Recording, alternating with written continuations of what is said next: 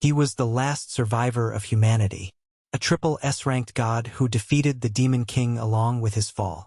However, he awakened 10 years in the past, trapped in a younger body that only served as a punching bag for bullies. But this time, he not only regained his memories, he also unlocked the gluttony system.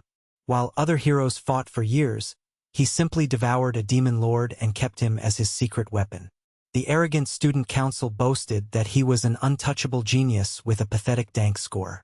But when our protagonist acts, he unleashes a purgatory force so powerful that it literally burns the testing apparatus and reveals a potential that the system can't even calculate. His story is called The Return of the Cat Eater. And this is just the beginning. It's the year 1667, and humanity has come to an end, as the demon race conquered every corner of the planet.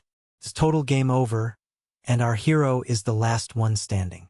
As a triple S-ranked lightning assassin, he spent the last 7 years watching various demon kings turn the world into their personal playground.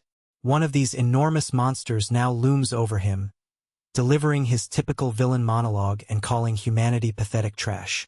The Demon King decides it's time to turn the hero into a simple lunch to strengthen his army. When he unleashes a red lightning attack, our protagonist doesn't stay passive like a statue. He thinks of his sister, his master, and all the people he lost to these creatures. He decides that, even if it's his final act, he will drag that monster into hell with him. He activates a skill called Terminus Scaled, and suddenly, the Demon King is paralyzed. Our hero begins to glow like neon, and with his last apology to his family for not being strong enough, he unleashes one final explosion. This defeats the Demon King, who spends his last moments highly offended that a mere human managed to kill him. Everything fades away, and our hero wishes he could turn back time to fix everything. Suddenly, he wakes up in a hospital bed, with a fractured nose and an unbearable headache. He looks out the window at a city that still hasn't burned in flames and realizes that he made a move typical of a professional gamer, traveling 10 years into the past. As he processes his unexpected return to the year 1577, a system window appears informing him that the integration of the gluttony power has been completed. This happens 3 years before the actual apocalypse. He remembers that a demon king named Ruff was the one who initially opened the gates of hell, and if he manages to eliminate that first boss, he can save the world. Part 2 of 19. Observe the interface as if it were a game, wondering why there is now a status window when he previously only relied on his raw strength. In this world, only 1 in 10,000 awakens their potential, and our protagonist is currently attending a university for future heroes. The problem is that in his previous life he was a complete failure, who did not manage to awaken his powers for 4 years. Back then, he ranked at the bottom of the food chain and behaved almost like a punching bag. He reviewed his new statistics and confirmed that he was still a lightning assassin, although in reality he had inherited his strength and abilities from the future. Before he could experiment with his new capabilities, his university roommate entered the room. This roommate, wearing glasses, was a very low-level awakener who almost immediately died during the original invasion. Seeing him healthy after the brutal beating the day before, he was stunned. He even mentioned that he looked stronger, causing our hero to smile nostalgically, since what he valued most was seeing someone alive who wasn't trying to devour him. The roommate reminded him that he had a rank test the next day. As they walked through the training grounds, our boy realized he needed to level up quickly, but the government and major organizations monopolized all monster zones. Most students were still stuck at the same rank, while our hero was already at a much higher level than his friend. His walk was abruptly interrupted when a ball hit him right in the face. A group of 4 thugs appeared, led by a guy who clearly believed he was the star of some school drama. The glasses-wearing roommate, terrified, offered to buy them drinks just for being nearby. However, our hero decided to end this era of victimhood. He explained that it was not his fault and that those bullies should apologize. The scene shifted to a moment in the past when our protagonist was practically a doormat used for entertaining a group of very low-level, uncreative delinquents. These fools thought it was the funniest thing to dunk his face in water and treat him like a rag doll. While the roommate with glasses trembled in terror and begged them to stop, The leader of the thugs simply laughed and argued that they were only helping our hero awaken his powers with a little aggressive stimulation. The nightmare ended with our boy unconscious on the ground, while the bullies, bored with their entertainment, walked away without further ado. At that moment, our hero realized that pure evil does not only reside in demonic depths, but also blossoms in the hearts of despicable people. Back in the present, that same petty villain was still demanding attention, but our protagonist no longer had patience for such a routine. When the bully demanded to know what had been said, he didn't even blink. Calmly, he pointed out that it wasn't they who were at fault, but rather the culprits who should be apologizing. This response left the bully stunned, as it was the funniest joke he had ever heard. All because his older brother was the president of the student council, and he clearly believed that this nepotism granted him immunity to being insufferable. The hero charges an attack that he believes will end the fight, but our lightning lord blocks it with ease, like crushing a persistent annoyance. The crowd watching erupts in madness at the astonishing attitude of the school's favorite, who, it turns out, had not accounted for a punching bag to stay firm. The bully's attacks become even more aggressive, calling our hero a weakling incapable of awakening. However, he remains motionless, checking his notifications as if they were just a shopping list. Suddenly, he activates a skill called Indestructible Demon Armor, which, in reality, sounds much more impressive than it appears. It's like putting on a cardboard box and pretending to be an invincible tank. The bully tries to finish the fight with a lethal blow, but our hero is 10 steps ahead, moving with the speed of lightning. With a single punch to the face, the lightning lord hurls the bully across the training ground like a trash bag dragged by the wind. The companion accompanying him, with 4 eyes, freezes in place, almost wondering if he's entered a completely different universe. The assaulted, bloodied and humiliated, attempts to seem brave from the ground, shouting at his follower to do something. But these secondary characters are too scared to act, witnessing the devastating power of our boy and preferring to stay away. Our hero grabs the leader by the arm, tells him he's no longer worthy of his contempt, and delivers such a powerful blow that it breaks through a brick wall. While the other accomplices flee like cockroaches when the lights turn on, our protagonist pauses to evaluate his performance. He realizes that, even at level 1, the future stats he foresaw are enough to defeat these losers who only managed to stand out in high school. But there's a small problem that troubles him. He just exposed a high-profile bully, but his experience bar hasn't changed at all. He looks at his hand and creates a sheet of pure, shining lightning, pondering whether the only way to level up in this world is to start taking lives instead of just stealing names. The expression on his face is so cold it could freeze hell, and the spectators, terrified, begin to realize that the most rejected student might become their worst nightmare. In this world, it seems that in order to grow, one must stain their hands with blood. Just as our lightning lord is about to definitively eliminate the low-level bully, a blonde girl with a short haircut decides to play the hero. She is the vice president of the student council and informs him that this is a school, not a fight club. She considers that the punishment he has already imposed is severe enough and promises that her group will not bother him again.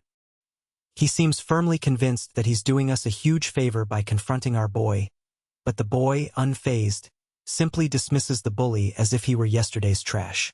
Without saying a word, he walks away with determined steps, aware that people like him only stop their behavior when they feel a deep fear. A simple request from the student council is not enough to change his vulgar and aggressive nature.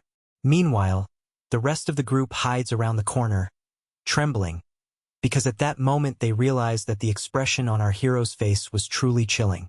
In the dormitories, the bespectacled assistant acts as an enthusiastic promoter. He shouts to his classmates that the school's favorite, the target of all jokes, has finally become a formidable lightning assassin. He boasts about how our boy crushed that typical bully, although the other 2 residents don't believe him. One of them is a mage who only shows off his mediocre muscles, while the other, a computer expert, thinks the assistant has lost his mind. The mage is convinced that he is the only true combat class in the room, especially since our hero has not yet shown any power, but merely runs in circles instead of demonstrating strength. For him, it's only important because he might get into some school club, unaware that the person he calls insignificant could end his career with a single sneeze. The scene shifts to a demon lair where the real bosses train tirelessly. The student council president, who is also the older brother of the bully our young hero defeated, emerges covered in monstrous blood. His younger brother, injured and bandaged, waits crying, claiming he was humiliated publicly and seeking revenge. The president promises to handle the situation, making it clear that the family itself is a disaster.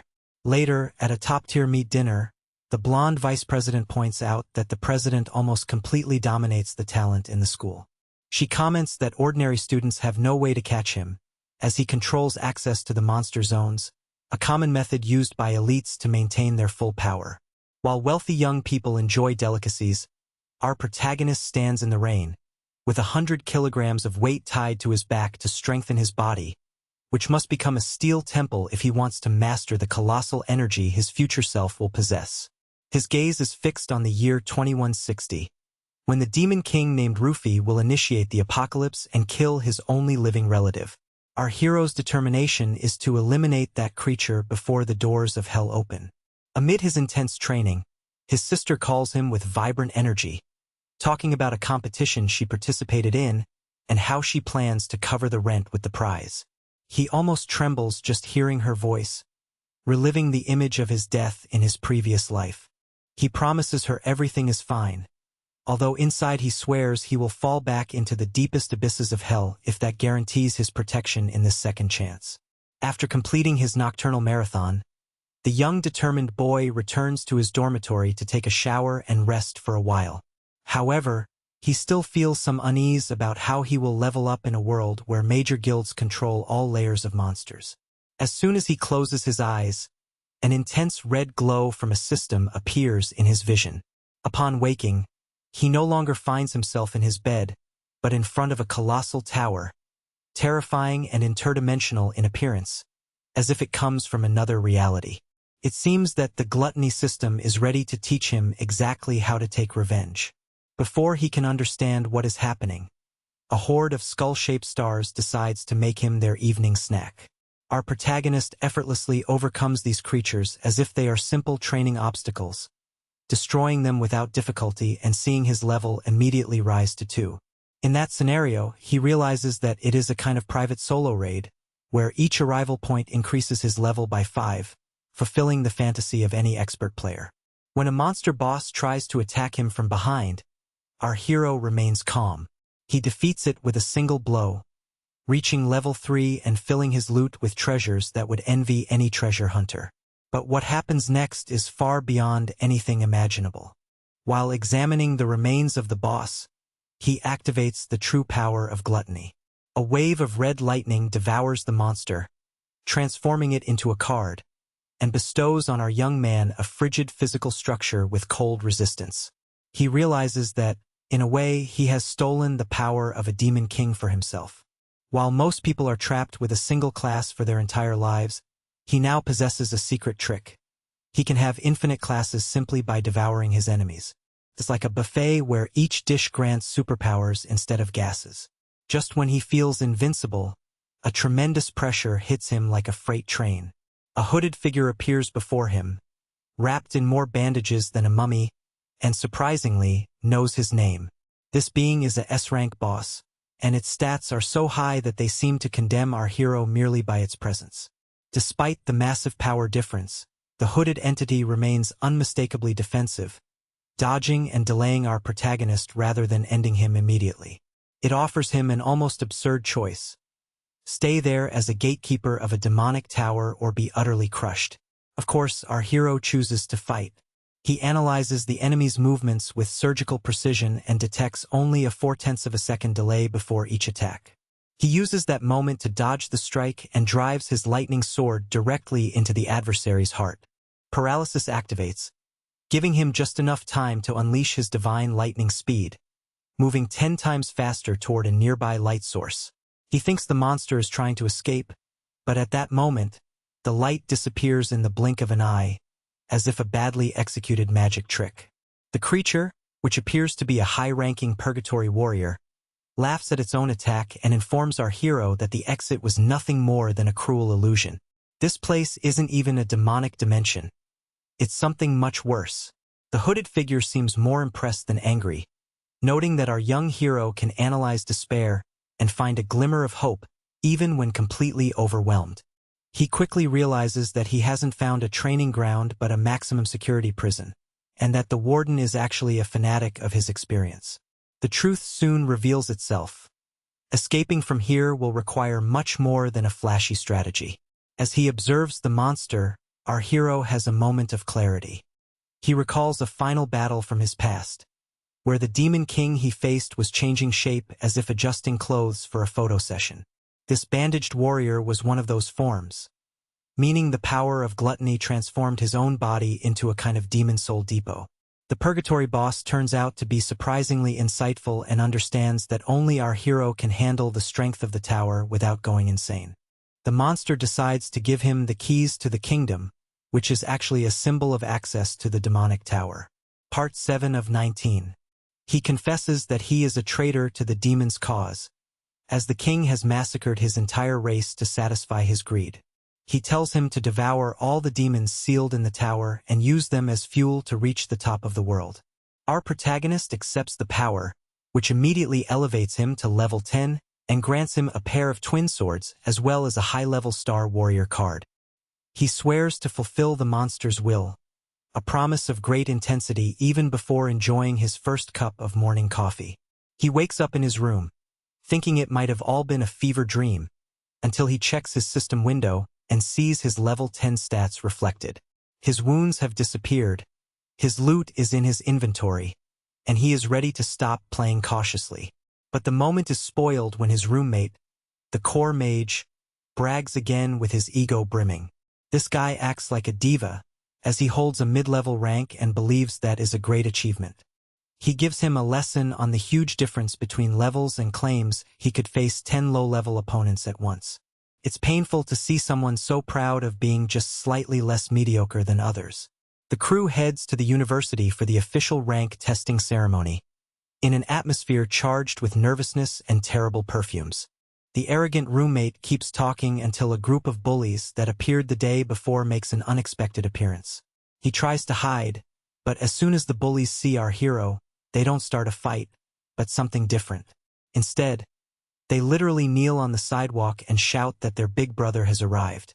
The arrogant roommate looks bewildered, as if his brain just suffered a critical error and he cannot understand why the school's favorite student, who was previously just a victim, now receives treatment worthy of a legendary mafia boss. Just as the classmates begin to suspect that our protagonist might actually have some real influence at the school, a new low-budget villain appears on the scene. This individual is a student council officer, essentially a kind of personal computer for the president. He is a powerful entity with a D rank, believing himself an expert in tracking because he claims to be able to smell malice. He approaches our hero directly and tells him he smells like a permanent typesucker, someone who has no right to be in the same room as the elites. Our protagonist simply looks at him with an bored expression, because after facing an S-rank purgatory warrior, a council officer with a superiority complex poses no threat to his safety. He just awaits the moment to show these amateurs what a real monster looks like. He remains steadfast in his position when the council official decides to resort to intimidation. This guy, in reality, is a kind of lapdog of the president, claiming that he can detect in our hero the scent of a permanent fakir. Instead of being intimidated, the young man with lightning simply looks him in the eyes and asks if he's really a dog, given how obsessed he is with smelling others. The lapdog is about to lose his composure and deliver a blow. However, the president himself intervenes to act as a mature leader. He recognizes that it was his younger brother who made the mistake and orders his lapdog to step back. Still, he gives him a look that clearly indicates he does not consider him a threat at all. The Golden One judges that our hero is just an ordinary student with a few lucky breaks, and clearly does not see him as an equal. The trial ceremony officially begins, and the major figures watch from a building on the upper floor, as if overseeing their kingdom. The blonde vice president is there beside the university director, and while everyone else focuses on the elites, she admits that she actually hopes to see what our boy can accomplish. The test consists of a specially crafted demon heart that absorbs energy from an alarm clock and turns it into visible data for all to see. It's an advanced way to showcase each person's mediocrity compared to elite talents. The first to step forward from the residence is the roommate called Core, who yesterday swaggered and boasted about his muscles. He was convinced he was a powerhouse, but the machine reveals he is still in the middle classification. He seems ready to cry because his dream of becoming an elite student has been dashed before everyone at school. The other students are no luckier, all showing low-level potential, practically condemned to be secondary characters in this story. The atmosphere shifts as real talents begin to appear. The president's lapdog achieves a level of a low-ranked deer, eliciting an ovation from the crowd. However, the main event is the student council president. He carries a heavy guilt and decides to hold back his power somewhat, reserving his true potential for graduation. Even so, he breaks the school record by reaching a high rank with potential in the S category. The crowd goes wild, and the teachers are already planning to report him to the government as a national treasure. It's practically a solo celebration, and the Golden Boy savors every moment of attention. Just as the excitement for the president reaches its peak, the announcer announces the next participant.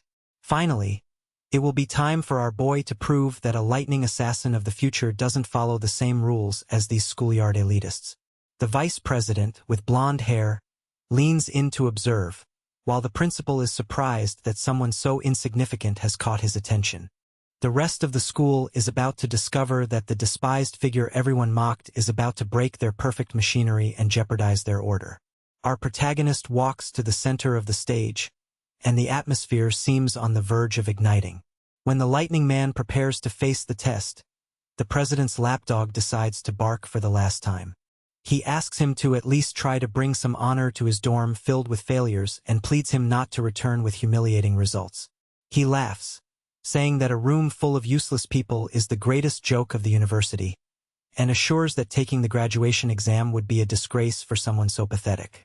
The guy with glasses can't stand this and shouts that our hero will leave them speechless. In reality, he is his biggest admirer at that moment, though he doesn't completely understand the monster he's supporting. Our boy enters the testing chamber, where a giant, pulsating demon heart awaits to judge his worth. This machine is considered the ultimate authority in power. But as soon as our hero looks at it with his shining red eyes, the heart seems to want to surrender preemptively. He knows that in this era, the only path to a real future is to join an elite guild, and the graduation assessment is the only phase that matters. The team that finishes first receives a direct pass to the Imperial Guild, reserved for the top 1% of the strongest awakened individuals. While our protagonist prepares himself, outside the Golden Boy searches the crowd for the ideal teammates for his dear team. Convinced that he already has the graduation trophy in his hands, he acts as if he's won the lottery before buying the ticket. Inside the testing chamber, our hero decides to give the heart a reason to become alert. The young man begins activating his level 10 form, and immediately the machine registers a high rank. The crowd outside falls into complete silence, so dense it could be cut with a knife. However, he hasn't reached his limit yet and has no intention of stopping there. He switches to his Infernal Death King class, and suddenly his rank rises to a mid-tier category. The machine begins to malfunction spectacularly, sparking everywhere as it tries to process a power it was never designed to handle. The teachers exchange confused looks, wondering whether the machine is suffering a serious malfunction or if the end of the world has already begun. Then, our young hero decides to stop playing and activates his full purgatory form. A massive, terrifying vortex forms in the sky, causing everyone in the courtyard to believe that the apocalypse is happening at that moment. The machine begins to emit screams due to a potential S exceeding its limits, and at that very moment, the demon heart of the young man burns and extinguishes under the pressure of its presence. The teachers rush to inspect the machine, which is completely burned out. But they only think it suffered a failure due to age and overload. They fail to realize that a student has just destroyed their most expensive equipment. However, our hero remains at an advantage in the story.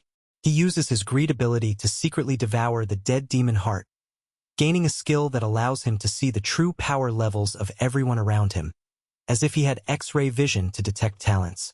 He steps outside and scans the most outstanding student, only to discover that the school president is actually hiding his true power, pretending to be a modest genius. To our hero, the brightest student is, at best, mediocre and barely worthy of a second look. The minion tries to blame our young hero for breaking the machine and making everyone's afternoon go to waste, acting as if he were the one who affected his personal schedule. He screams, demanding compensation and responsibility, but our hero is 1 second away from ending him with a lightning bolt to the face. Just as the atmosphere begins to crackle with energy, the president intervenes and does something no one expected. He stops his subordinate and offers our hero a place in his elite squad for the graduation exam. He claims he wants to achieve the highest score in history and believes he's doing him a favor, although he has no idea he just invited a shark into his small, fragile pond. The young president, brazenly, personally invites our protagonist to join his elite squad for the final assessment. The other students watch with mouths agape, while the minion sweats cold, realizing that if our hero accepts, someone will be expelled. The subordinate, clearly frustrated, tries to pretend he's doing a favor by welcoming him to the team. His false welcome is abruptly interrupted when our lightning lord looks at him with zero interest and pulls his hand away from the toady, as if brushing off an unwelcome piece of dust. Our protagonist tells the golden boy that he has no intention of getting involved, leaving the crowd in utter amazement. When the dog tries to shout that his group is nobody at the school, the hero simply dismisses them as annoying and orders both of them never to bother him again before leaving confidently like a true boss. On the roof, the blonde vice president and the director watch the spectacle as if it were their favorite show. The old man feels a certain disappointment over the lack of cooperation between the two powers, but the vice president knows that this refusal is almost a declaration of outright war. Back on the ground floor, the golden boy tries to behave as a humble leader with a fake smile, though inside he's seething. He recognizes that, although there's only a slim chance the test was correct, he cannot allow anyone to threaten his #1 position. He tells his companion that the lessons he plans to give our hero have nothing to do with him, a phrase that clearly functions as tacit approval for an ambush. When he finds out that our protagonist left school early to go home, the lapdog gets caught up in the enthusiasm, thinking that this way he'll catch his rival at a moment of weakness. But our hero is walking the streets, planning the final offensive. He recalls that in his past life, an elite guild was destroyed in a specific demon sanctuary, the station where the Demon King managed to descend and lay waste to the world. Now he knows exactly where that first boss is hiding, but to begin his counterattack he needs a mountain of money. He stops at an item exchange stall to sell some loot, but the shop owner turns out to be an arrogant fool. He thinks that our young hero is just a poor student wasting his valuable time. The merchant's arrogance is such that he hands him over to a pink-haired novice just to keep him out of sight. Our protagonist manages to get 18,000 coins in low-level items, enough to cover his rent for now. Then he decides to launch a devastating blow. He pulls out his enormous S-rank purge swords.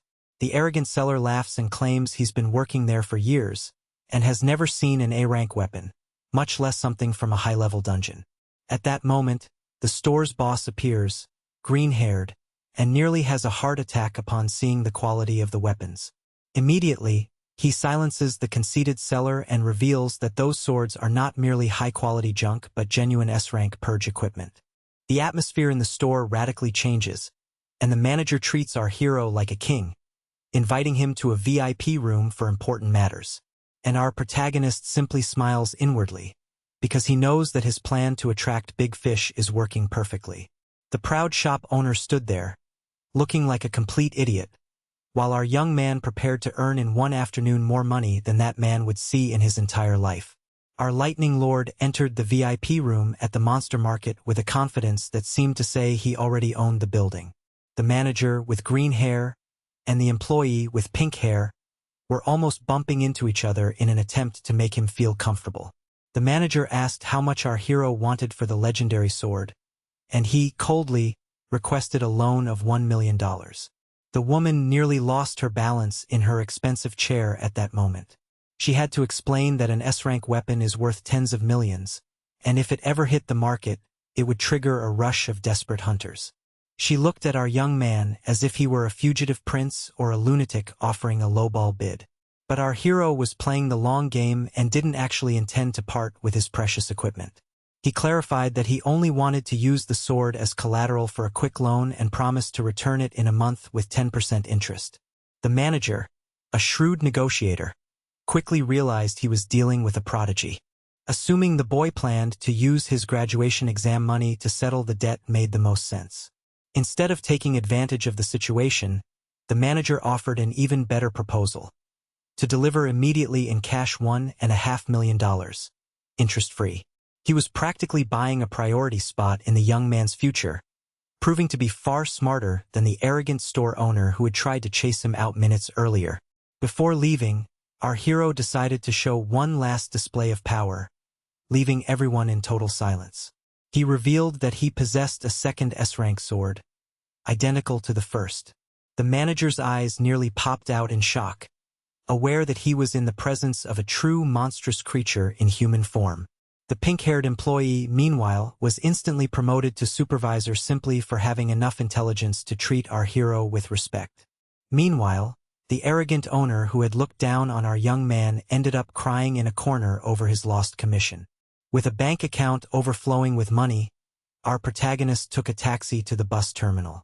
Looking out the window and thinking about the tragedy of his original timeline, he remembered how his sister had to give up her dreams of studying art because her family was too poor to keep the lights on.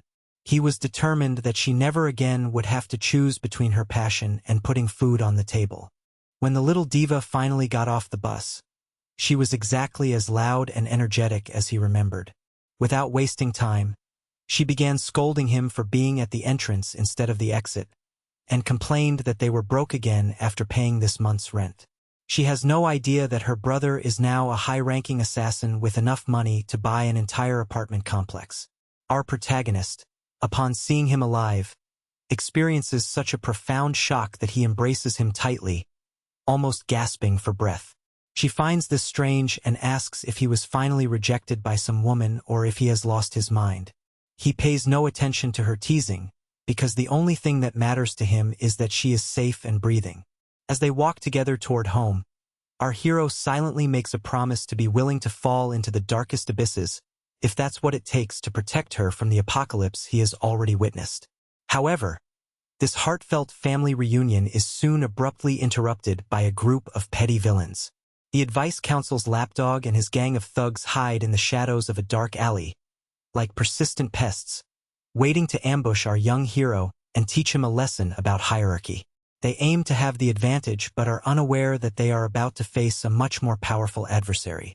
Our boy is about to demonstrate that his cunning is sharper than theirs. The council's favorite dog, a small coward, lurks in that alley along with some thugs with too much free time and few ideas. He's furious because our hero dared to exist and perform better than him in a recent exam. His plan is to give him a beating that will leave him out cold before the upcoming graduation test in a few weeks. This guy considers himself an elite assassin just because he has a fancy title, but in reality, he's only a bothersome idiot with a weapon he doesn't know how to use. He literally trembles with jealousy seeing our protagonist, whom he still calls insignificant, revealing his maximum delusional arrogance. Meanwhile, our hero walks back accompanied by his little sister, who gives him a life lesson about not letting emotions get the best of him. She thinks he's just stressed out over the exam and advises him to stop being so nervous, to act like a real man. She has no idea that her brother has become a destructive force capable of tearing through the entire neighborhood if he so chooses. He even jokes that he's getting older and probably started his midlife crisis early because he's so sentimental and strange with her. Our protagonist just smiles, aware that she's only trying to support him in her own way, even if it's somewhat aggressive. The thugs spot his sister and believe that a cameraless alley is the perfect setting for their evil plans. They think they're acting stealthily, but the Lightning Lord detects their intentions from afar. Instead of letting his sister see his evil in action, he does the classic older brother move. He puts headphones on her and tells her to listen to a song repeatedly while he handles an important matter. She was confused but decided to continue enjoying the music, unaware of the chaos about to unfold just 2 meters behind her. while the wildest younger sister listened to a song about birds in flight and uncertain destinies. Our protagonist was busy finishing off a group of low-level villains. The fight felt like a personal insult to him, as they were ruining his first family reunion in 7 years.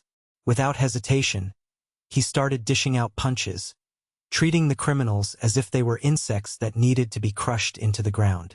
The music continued to echo in the young girl's ears as her brother tore apart skulls in the shadows, fiercely protecting her.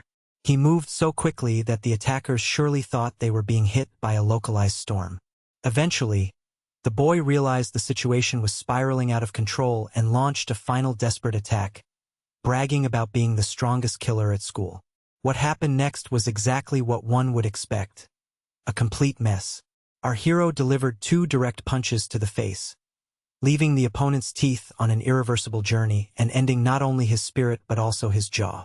Over the broken, bleeding villain, the older brother looked at him with a terrifying expression that seemed to freeze the air, and asked if he had spoken to him in another language when he ordered him never to come near again. It then became clear that when a shadowy assassin tells you to stay away, the best thing is to listen if you want to keep your face intact. Our guy stopped messing around with the bullies in the yard and was now ready to take his sister home, away from the chaos. At that moment, we returned to the alley, where the student council's favorite puppy was reconsidering every decision that had brought him to this point. The boy had just shattered the ribs of his opponent, but he hadn't finished delivering a clear message yet. Looking at him with a cold stare capable of freezing boiling water, he asked if he needed a translator to understand the phrase, "Never bother me again." The attacker was lying there, with 2 broken legs, trying to understand how a low-ranked student had managed to hit him with the force of a train. It was only in that moment of terror that he realized the truth. Rumors were true, and his opponent was actually a monster in disguise. Before passing out from the pain, our guy pressed a knife against his throat and demanded absolute silence. He whispered that if that trash or any of his little accomplices dared to look at her again, he would hunt them down one by one without mercy. And no, he wasn't speaking figuratively. He cut his lip to make sure he understood the warning, promising to erase them from the map forever if they dared to challenge him. Then he left the defeated boy lying on the ground and walked away, leaving the victim terrified, not just by the brutal beating but also by the imposing murderous aura radiating from the teenager at that moment. Meanwhile, the wild little sister was still there, wearing headphones, listening to a song about migratory birds and cloudy skies, completely unaware of the storm she had just weathered. The music moved her deeply, and she began to cry, realizing that her older brother felt incredibly lonely, as if he carried the weight of 100 tragedies. She turned around to yell at him for taking the joke too far. But instead of a crime scene, she found him standing there holding a small, elegant box.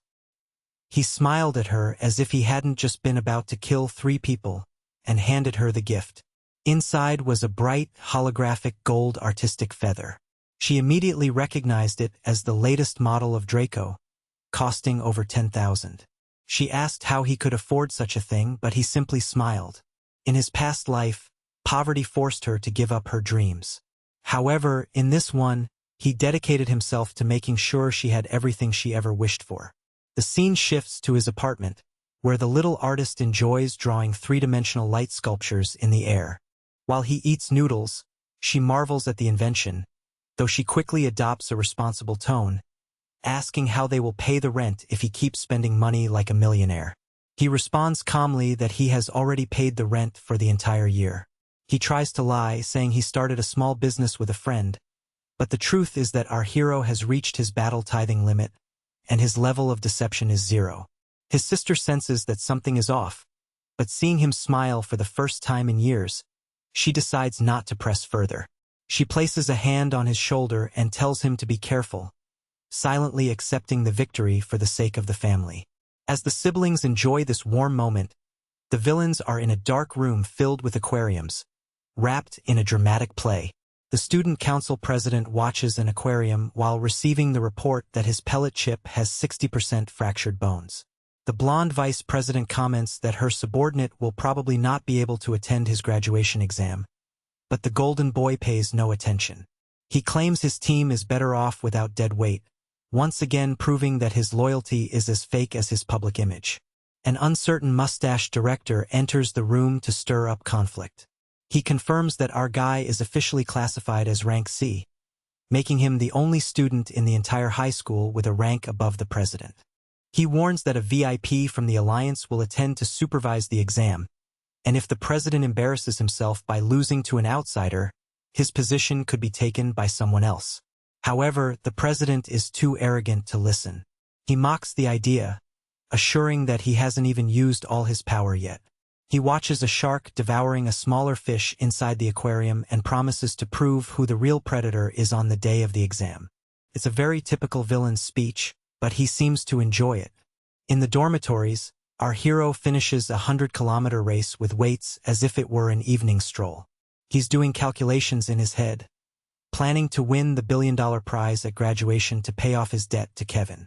He knows he still needs to level up several times before the crucial day. That's why he finally decides to test the mysterious key he obtained from the system. He invokes the key of time's decay, classified as SSS, the only one capable of opening the doors of the Tower of Darkness. He finds himself in front of an ominous door in his dream dimension, ready to discover whether his other classes are as broken as this one. He pushes the gates and steps through the threshold into the unknown, prepared to fight. Suddenly, a quick pause. Shouts, if you're enjoying the story, remember that these lines do not contain calls to action. The narration simply continues smoothly and clearly. Our protagonist crosses the threshold and, at that moment, regrets having arrived there. He hasn't entered a treasure chamber but a physical nightmare called Fallen Stars. Gravity in this place has increased tenfold beyond its normal limit, making even the act of standing up feel like supporting a car on his back. He realizes that he can use only about 30% of his usual strength. Something unfortunate considering a ghost lion rushes towards him intending to devour him. He tries to rely on his lightning assassin class, believing that his speed will be enough to escape. However, in this suffocating gravity, he is not a lightning bolt but an object heavy and slow. He tries to dodge but his attacks miss, and his paralysis skills are useless. A bite from the lion tears off a piece of his arm. Our hero understands that trying to be fast in a chamber with increased gravity is a rookie mistake. That's why he decides to change tactics. He transforms into his purgatory form, Rakshas. If he can't be quick, he will be heavy. This type of warrior triples his strength and quadruples his stamina, turning him into a tank. In an environment of high gravity, downward force becomes his greatest ally. He pushes the lion to the ground and throws a punch that uses gravity to amplify his impact up to 60 times. The blow destroys the beast, causing the ground to crack, and earns him a new level of experience, plus a shiny new bone. The boy stays there, panting and convinced that he has just defeated the plant boss. He feels quite proud, until the dust settles and he notices 5 more lions watching him attentively. The system did not give him a chance to devour because that was not a boss, but a mere minion. He realizes too late that the Tower of Purgatory is not a training ground, but a torture chamber. Lions pounce on him, tearing him apart completely, while the narration reminds him that in this place, pain is the only teacher. He wakes up in his dormitory room, screaming, sweaty. The physical wounds have disappeared, but the feeling of being devoured alive remains. Now he understands that there are no shortcuts to power. You must go through hell to attain it. The scene shifts to a university auditorium where villains conspire in broad daylight. The director, with a curled mustache, climbs on stage and announces that the rules of the graduation exam have changed. Apparently, some VIPs from the Guild Alliance are watching, so they want to make the show more interesting. The new rule states that each team must have at least 5 members, and one of them must hold a high rank, at least rank E. Students chat among themselves, wondering if all this is just a waste of time. However, when the list of ranks appears, tension in the classroom rises, and that is when the real trap begins. The director has manipulated the official records. Our protagonist checks his status and finds that he is listed as low rank, in the 0 rank category. The crowd begins to mutter amongst themselves. Everyone saw him break the testing machine, but with a digital paper declaring him insufficient, they immediately believe that grade. The students start spreading rumors that the machine must be faulty and that our hero is toxic. The bespectacled classmate, confused, observes while most already consider him lost. They think no one will want to carry dead weight in the evaluation, and much less now that he is practically blacklisted. They even laugh, saying that surely now he regrets rejecting the president's offer when he was still at the top. From the stage, the director smiles with satisfaction. He is the uncle of the student council president and decided to teach the grandson's rival a lesson. He believes he has trapped our protagonist by ensuring he cannot form a valid team for the test. He considers himself a manipulative genius, but he doesn't realize he has just awakened a sleeping beast. The auditorium descends into absolute chaos. It looks less like a prestigious academic gathering and more like a sale day event, where the only product is approval from the council. Students crowd together, throwing out proposals ranging from the most pathetic to the most alarming. A boy pleads to be accepted as the team healer. Another promises to carry the luggage. And a desperate soul, in a humiliating act, even offers to be the Arendok of the president. It is a humiliating, tragic scene that the president enjoys as if he were a hunter on a prey. In the sad corner of the hall, our protagonist and his 3 roommates are living in an opposite reality. They are in a state of euphoria, almost radioactive uranium-like. The glasses-wearing companion frantically types on his calculator, rethinking the calculations over and over again, hoping that the mathematics will change just for them. But the harsh truth remains. They are missing a member. And with our hero's rank falsified to 0, no one with 2 brain cells would want to join their sinking ship. Just when it seemed the situation couldn't get any worse, a group of 4 boys approaches. However, they don't come to offer help. They come to copy the competition. The leader of this group, without looking at them, fixes his gaze on our protagonist, telling him to leave the trash behind and join a real team. It's a despicable move, hoping that our hero will betray his friends for a better position. But before he can respond, his glasses-wearing teammate, as firm as a wall, steps in and orders them to back off.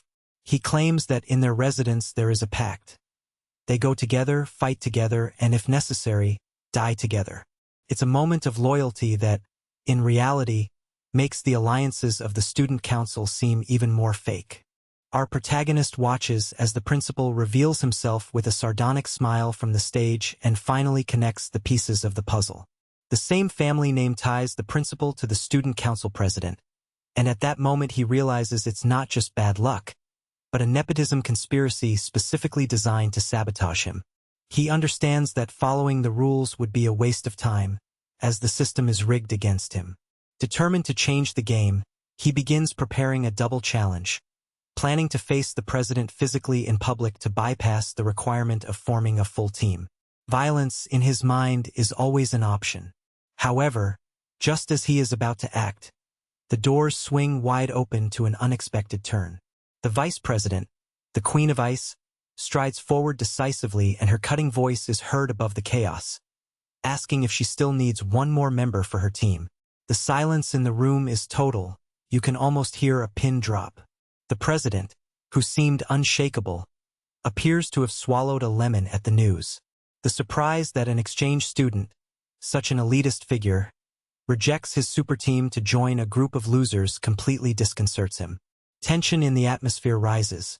The principal begins to sweat profusely and rushes to the microphone, stammering that she cannot participate because she is an exchange student and therefore does not qualify to save those considered trash.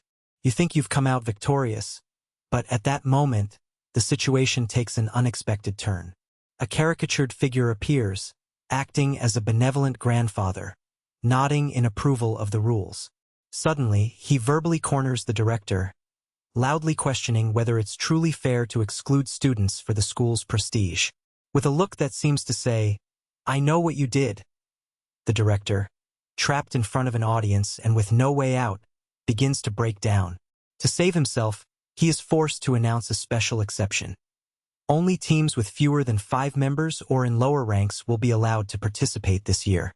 He tries to present this decision as an act of generosity, but everyone knows he has been completely deceived. The team's registration is officially confirmed, and our hero is named captain.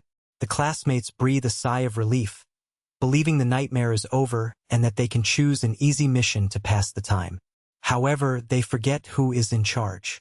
The screen switches to the dungeon selection phase. While other teams cautiously discuss their options, our protagonist selects without hesitation. He doesn't ask for opinions, he simply clicks.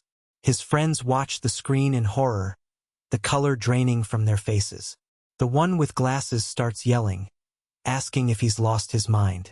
The rest of the room gasps in shock. He simply smiles calmly, aware that he just signed them up for a challenge of difficulty that shouldn't even exist. Thank you for accompanying me until the end. If you enjoyed this story, don't hesitate to leave a comment and tell us your favorite moment. See you in the next installment with more madness. Peace.